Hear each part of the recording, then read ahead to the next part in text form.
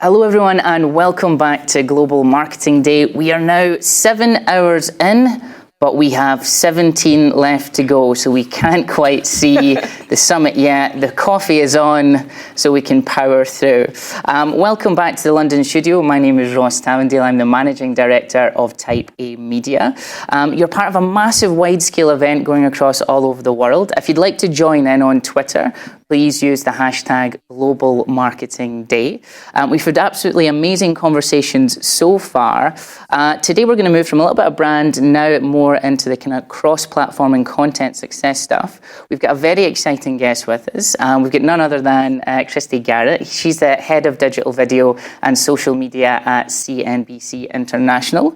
I understand you're responsible for all of their digital video content, their social media, but also across London, Singapore, and Hong Kong. That's quite the roster. Yes. If we want to learn a little bit more about Cristy, we'll have all of the details on screen shortly. So today you're going to be talking about maximizing your social media and actually repurposing a lot of that content for multiple platforms. Is that right? Yes, that's right. All right, I'm really excited about it. And after that, what we're going to do is have a quick 15-minute conversation with these characters that have just joined us in the studio. We have none other than Mr. Craig Campbell. He's an SEO trainer and consultant. Hi, Craig, how you doing? Good. Excellent to see you. And we've also got Luke Sherrin here. He is the director at Falcon Digital. How you doing? Very good, mate. Thank you. Excellent. All right. So Craig has got 17 years experience. That's amazing. Yeah. You don't look a day over 50. You know that. Working with lots of different businesses from small to medium-sized enterprises. Luke is a YouTube marketing specialist, so probably very comfortable under the bright lights and the filming. So I'm going to be asking you for a lot of tips. You would think so. Yeah. And you work with clients to do kind of consultancy on a strategy basis as well. Excellent. All right. Well, this is the team. So I'd like to hand over to Cristy, and we're really excited to see your presentation. Sure. Thank you so much. Well, I'm really excited to walk around to talk about this. So as you've probably guessed from my title and my organization, CNBC is the world's leader in business and financial news. So I'm a journalist by trade, not a marketeer, but I do tend to attend a lot of these events, speak at a lot of events like this, because there's a great deal of overlap between the two. And I think the biggest one of those is content, right? Content, it's huge. It requires a lot of money, a lot of man hours. It requires a lot of effort. And I think sometimes, once we've finished the mammoth task of putting together that content, whether it be a massive piece of research, whether it be an amazing piece of video, we're kind of like, oh, we're done.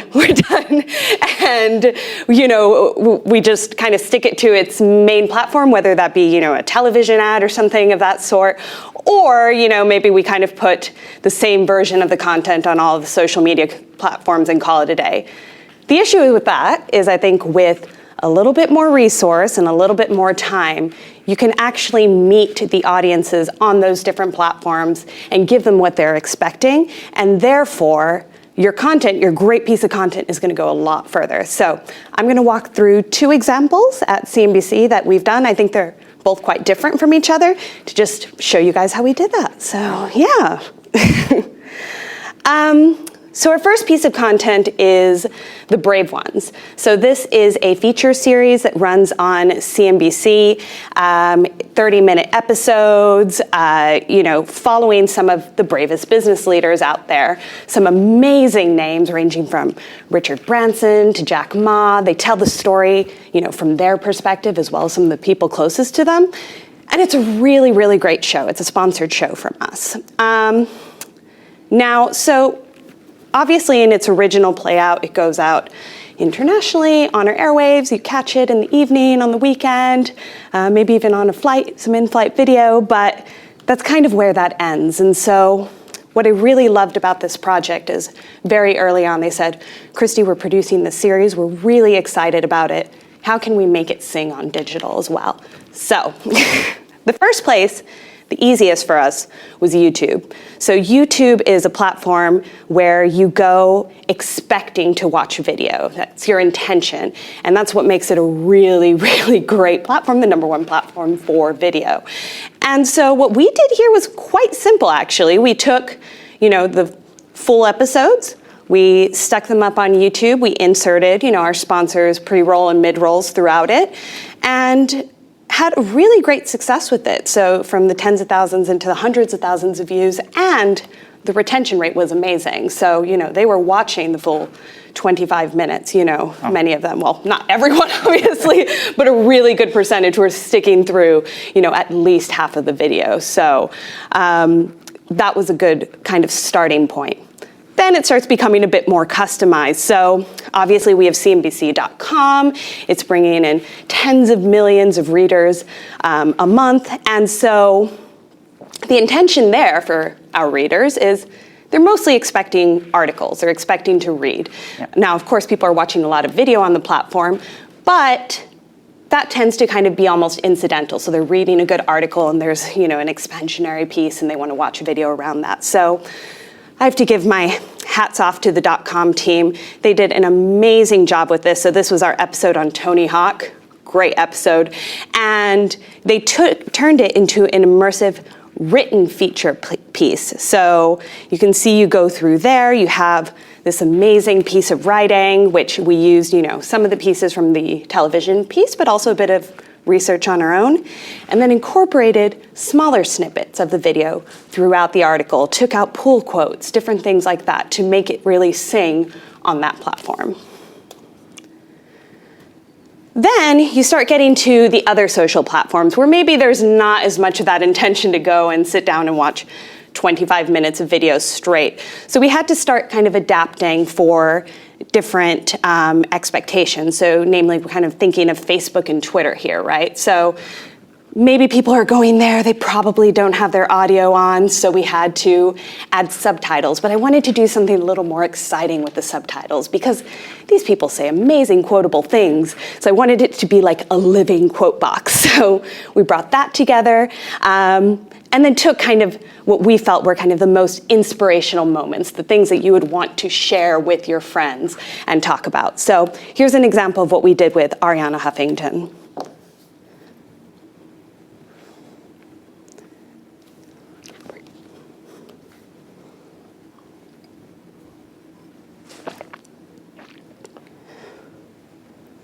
So as we wait for that to kind of change and update, so it's interesting you're saying about the changing from a particular singular piece of content then repurposing for writing in particular. Mm-hmm. So when you're saying like pulling pull quotes, who decides on that? Like how does that work? Sure. So we actually assigned one of our .com journalists to the article. And so she has a long history of writing kind of long form pieces. And she works very closely with also our in-house designer and developer to kind of build the different elements and graphical elements into the piece as well. So yeah. Excellent. I think maybe we're back. Great. Do we have the video, the audio? See? All right. So yeah. So anyways, you can see from the video, you could be watching with audio, you don't have to, and you have Arianna Huffington kind of telling this amazing inspirational story about how she basically ran herself into the ground at the Huffington Post and started Thrive Global. So, this really worked for us on those kind of platforms where you're not hearing audio, you're looking for something a bit quicker and inspirational to move from. So, then let's get into Instagram. I am currently just loving Instagram. There's just so many different functions you can do on there. You can have a lot of fun with content. So we did quite a few things. So one of the things here, so this was our season 2, and we did a whole Instagram takeover. So when you go to the feed, you go in and you see all of the different videos. It kind of comes together in a nice visual way, and you can go in and watch their individual videos. Other things we did kind of individual pull quotes. So taking, this great quote, being brave means being scared and doing it anyway, from the co-founder of the Dollar Shave Club.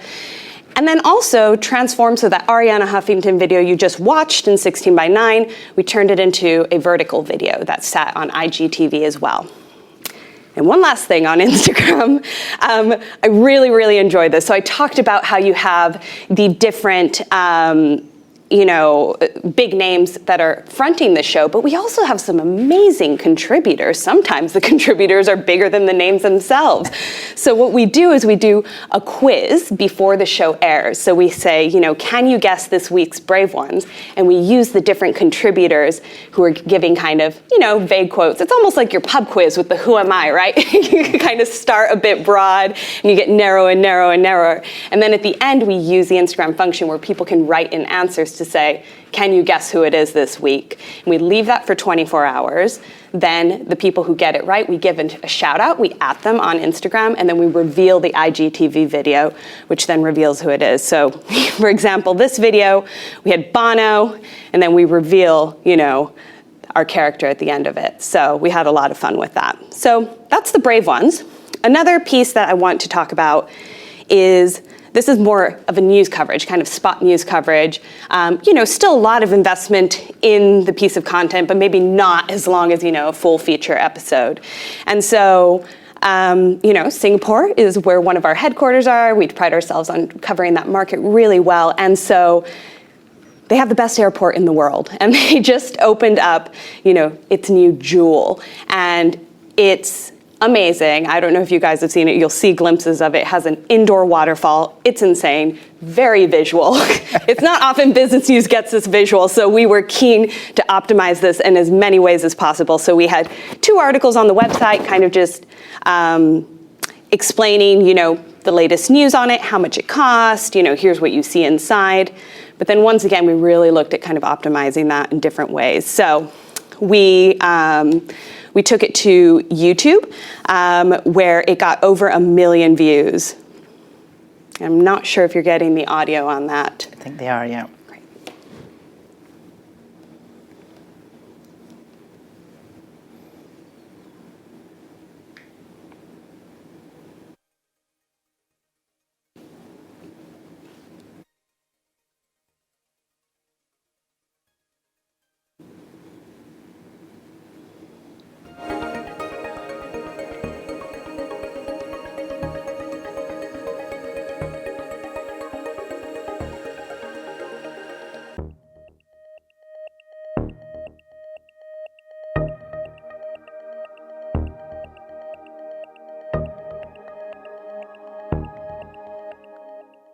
Great, so that's just a teaser. It was over a 10-minute video. It was quite an epic. But, people, when they go in on YouTube, they want as much of it as they can get. It was definitely the most access that any news outlet got. So it did really, really well. People who are fascinated with travel absolutely love this. But then, we continue to pull out different elements. So let's dive back into Instagram. We did, a shortened version of it for the main feed. We also had some really good stats and infographics in there, and we tend to get a lot of those. And we find those work really well for us as just kind of stills that sit on, Instagram, but all of our various platforms, and we've seen a lot of growth there. So one stat we had in there was the busiest airports by international passenger traffic. Kind of released that, and that did very well for us. Over 2,000 likes organically, I should point out, on all this. And then while we were out there, we actually had our multimedia journalist, who's obviously very digital savvy, to shoot some things on his smartphone. I think people on Instagram stories like that kind of, raw feel. And so kind of doing it in selfie mode, gave us a tour of everything, had a poll in there on, do you plan on adjusting your itinerary just to visit the airport? 77% said yes, which is crazy. But that was another way we were already there, quickly grab a few things with your iPhone while you're out there and you're done.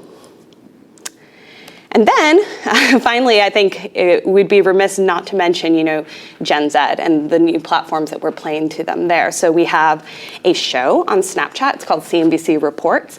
And so that's where all of my team's content, which is kind of producing business and financial news content for the next generation, millennials and Gen Z, put together their different reports. And so we modified that into vertical, shortened it to a 5-minute version. The attention spans are a bit snappier, split it so they can kind of quickly skip through it and segment it, and took it from there. And then TikTok. We recently launched on TikTok.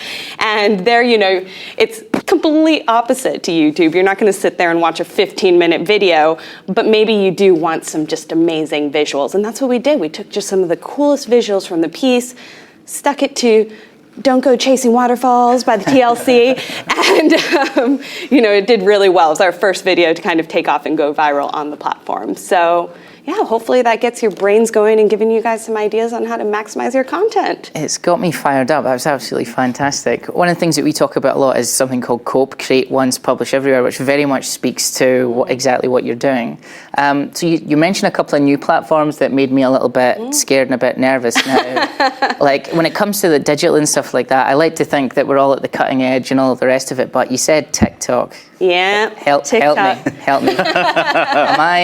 I'm too old for that. I mean, I look like a child, but I'm definitely too old for that. Tell me about that and why you're moving into those emerging platforms. Sure. I mean, I think for a really long time, when I started off in this industry, it was kind of every year, it'd be like South by Southwest. We're like, what's the new app? Everyone, it's the app of the year. Quick, everyone get on the platform and reserve your handle. And I think we've passed that era. Now we have some really big names that have kind of are controlling the game. And so I think TikTok is the first significant platform to break through really since Snapchat, which is kind of old, guys, at this point. So I kind of started catching wind of it last year. Obviously, Musical.ly was making waves. They acquired them. And it's a different platform. It's, fully vertical. What's really interesting is they have a main page called the For You page that you go into immediately into suggestions. So it's not about just who you follow. So it makes discovering content really easy. And there's AI enabled. It's creepy. It knows what you really want.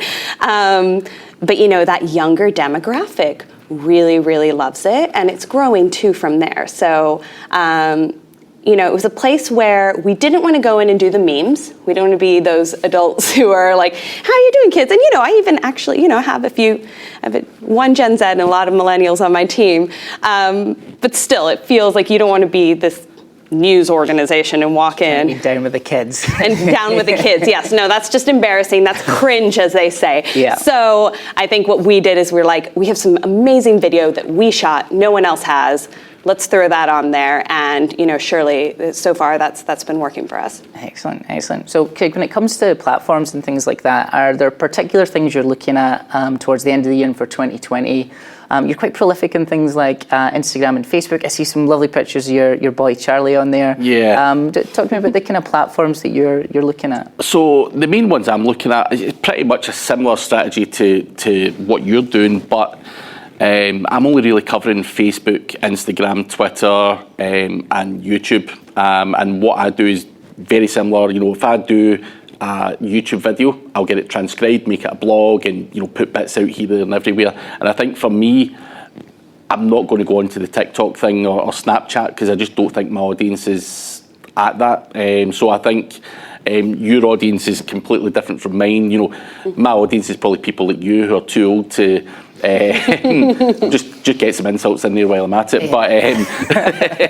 But I think I'm just trying to cover the main ones where I get traction from. And see, being honest, I don't get much from Instagram other than I just share some pictures. It's not as if it's engaging or you can put a great SEO trick on there or something like that. So I think Facebook, Twitter, and YouTube's for me. So it's understanding your audience's kind of core importance and then marrying up the content you've got to the platform, and that makes a lot of sense. What about yourselves? So when you're putting together stuff, so you're consulting a lot of clients primarily for YouTube. Are they making long form or short form? And are you then doing this kind of splitting them up and putting them in different places? Like, what are the platforms you're looking at and that are kind of top of your vision? So our clients are doing both. So we're doing a lot of short form videos, but a lot of long form videos as well.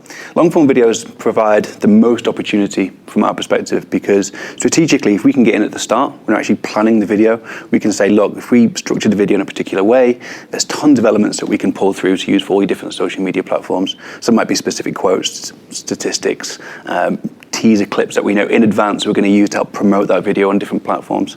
But we still are primarily looking at YouTube Facebook and Twitter. We haven't quite ventured into the world of TikTok yet. We've been keeping an eye on it. But again, a bit like yourself, I feel like I'd be wearing a backwards baseball cap and trying to be down with the kids. I'm just not there. So for us, we're kind of sticking to the main ones for now. Yeah, I think that makes a ton of sense. Like when it comes to actual video production itself, we've set up a little rudimentary studio, which is nothing like this absolutely glorious studio that we're in.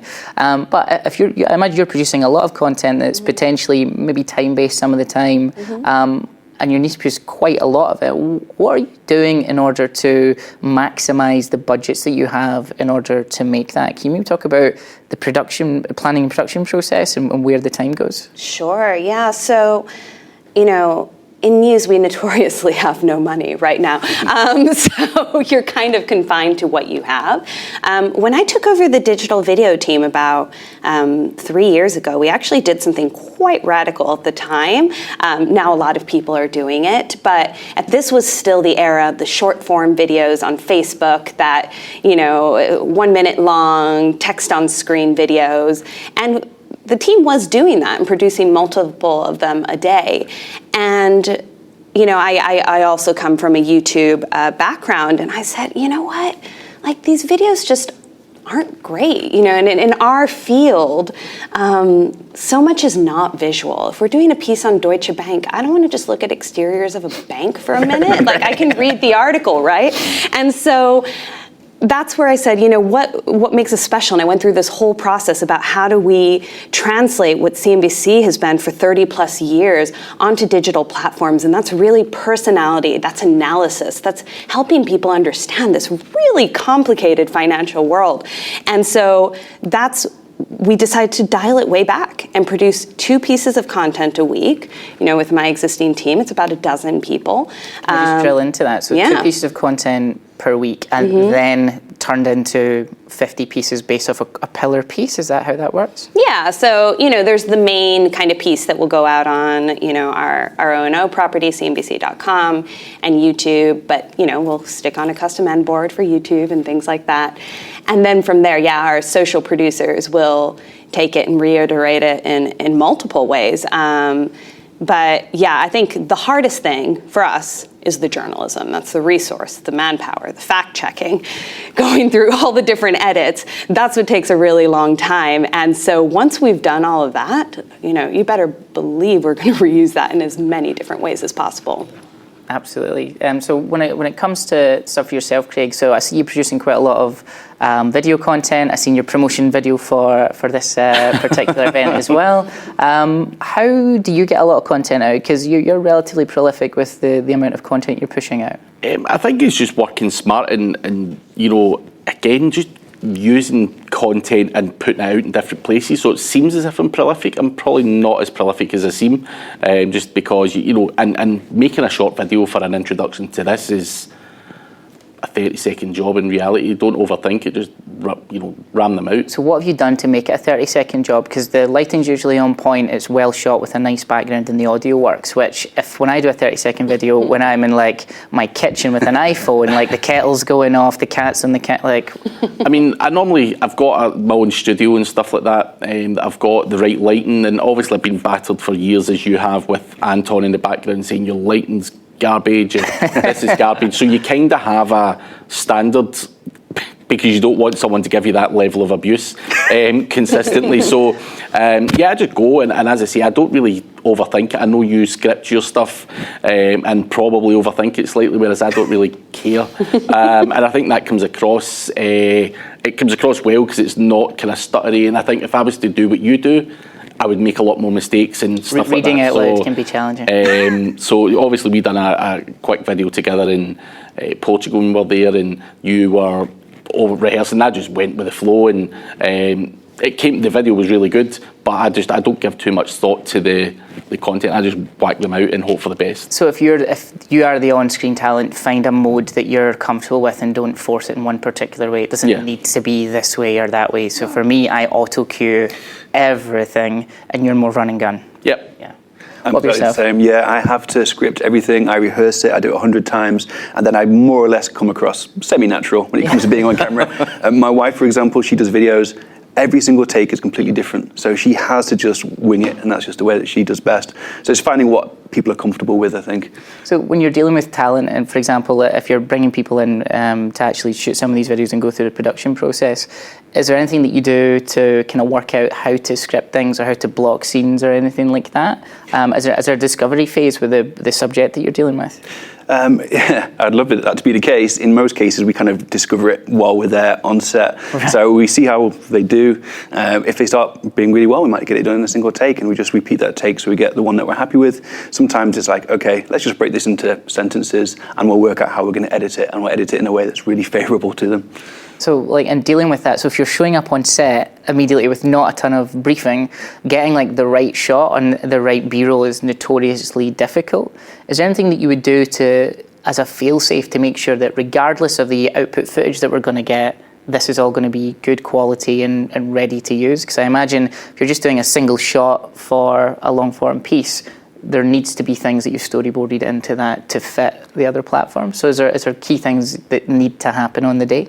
Sometimes, sure. If it's a long form content, it's rare that we would just have a single shot. So we'd always have some contingencies, some filming that we'd done on a different day, or in a worst case scenario, it'd be stock footage that was of a decent enough quality that we could use just to break up the scenes a bit. It's a good tip, stock footage. Yeah.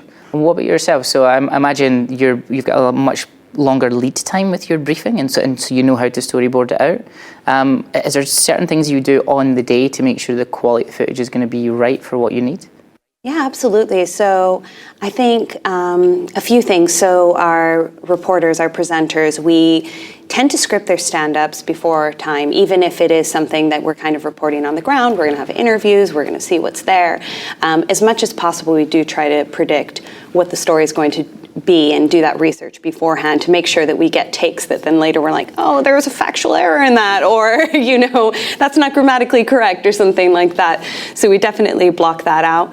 And generally it is a pretty, it's a longer lead time, but it's still a pretty tight lead time. So I ask them to get their scripts in 2 weeks before publish, and then it's kind of hit the ground running. So it goes through 2 layers of approval. Then they go out to go shoot. They start compiling all of the footage that we're using from Getty, and then obviously self-shooting a lot of it, and then get our graphic designers on it. They're very, very busy to kind of bring some of those elements to life. But, I think on the day, it's really key, we've found, to go in with a plan, know generally what the story is going to be. Sometimes that changes, but it makes the later processes a lot easier if you know what you're having. Yeah. Fantastic. Yeah. All right, thank you. Well, that's all we've got time for today. Thank you so much to all my guests from the London studio. Thank you from Cristy Garratt from CNBC International, Craig Campbell, SEO consultant and trainer, and Luke Sharon from Falcon Digital. Let's keep the conversation going online for everyone on Twitter. Please use the hashtag Global Marketing Day and keep those comments coming on YouTube, and we'll see you for the next segment shortly.